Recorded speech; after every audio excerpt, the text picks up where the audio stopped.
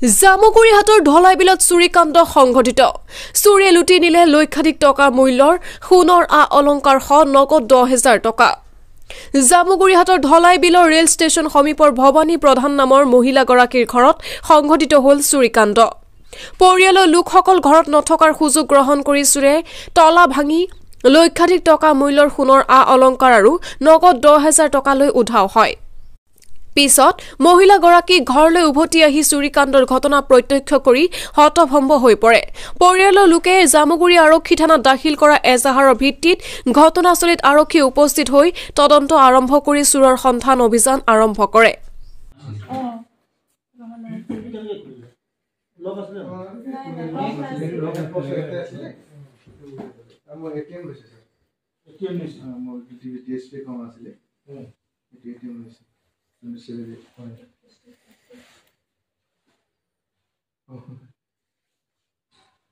এটু কাপড় বিলা গুটেই ইয়াত আছিল আমি আকৌ মিলাই এটু হেৰি লগাইছিল কি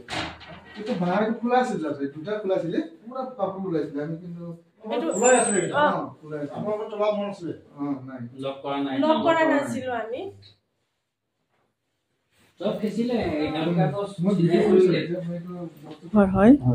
যোৱাকালি ভাইটিহঁতে বজাৰ যাওঁতে গৈ আহোঁতে ঘৰটো পুৰা দৰজা খোলা ভাঙা আছিলে